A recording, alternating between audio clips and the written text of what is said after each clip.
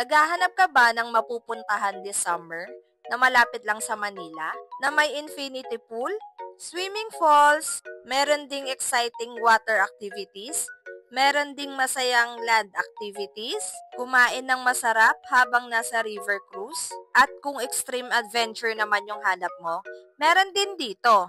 Dito lang yan sa San Rafael River Adventure, located at San Rafael, Bulacan. 1.5 hour nga lang to away from Manila. Upon arrival, diretso lang kayo sa kanilang reception area. Fill upan nyo lang yung mga kailangan nilang information para makapag-check-in. Dito nga rin pala kayo magbubook kung gusto nyo mag-river cruise. Bibigyan nga pala nila kayo ng map and activity rates para may guide kayo dito sa resort. Ang binook nga pala naming room is yung tree house. Sa entrance pa lang, mafe-feel mo na yung nature vibes. Di ko nga in-expect na ganito nga kaganda yung room na to. Kung ano yung nakikita nyo sa photos and videos, mas maganda siya sa personal. This room is good for 2 to 4 packs. Meron siyang master's bedroom na katabi mismo ng indoor pool.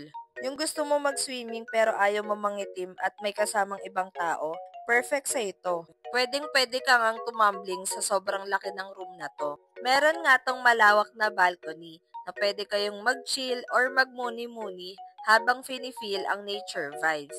Pwede nga kayong magdala ng outside food at wala silang corkage fee. Dito pa nga lang sa room na to, marami na kayong pwedeng pagpicturan. At para naman sa kanilang comfort room, meron na nga tong kasamang dental kit at basic toiletries. Meron na nga din tong hot and cold shower. Pwede nyo rin gamitin yung electric kettle and refrigerator. Very unique nga yung check-in time nila. For overnight stay, ang check-in time is 7:30 p.m. Then ang check-out is 6 p.m. the next day.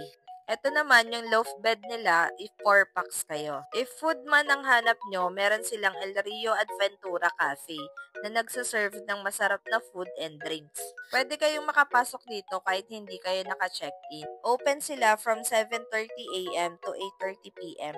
Very accommodating nga yung mga staff nila.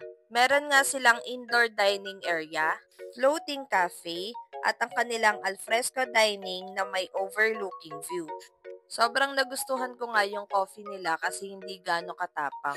At para sa kanilang Angus beef burger, ang sabi ni Wilson, pasado naman daw sa kanya. Dahil dyan sa burger na yan, hindi na siya nakakain ng rice for dinner. Madaming ang IG spots na pwedeng pagpicturan and pwede rin kayong mag-activities kahit hindi kayo naka-check-in. Perfect nga tong place na to kung gusto nyong mag-relax and mag-chill-chill lang. Ito naman yung in-order namin for dinner. Ito yung kanilang baby back ribs, carbonara, and chicken fingers. Lahat talaga ng in-order namin masarap. Promise, walang tapon.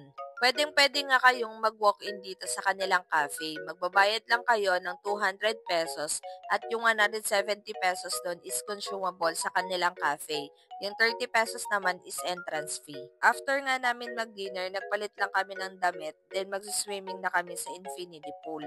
Open ang infinity pool until 1 a.m. Kung hindi ka pa sawang mag-swimming, pwede mong ituloy sa indoor pool. Para sa mga overnight guests, meron na nga tong kasamang free breakfast. Isa-serve nila sa mismong room around 7 to 8 a.m. For booking and inquiries, you may check their websites or sa kanilang mga social media accounts. See you sa next video! Bye!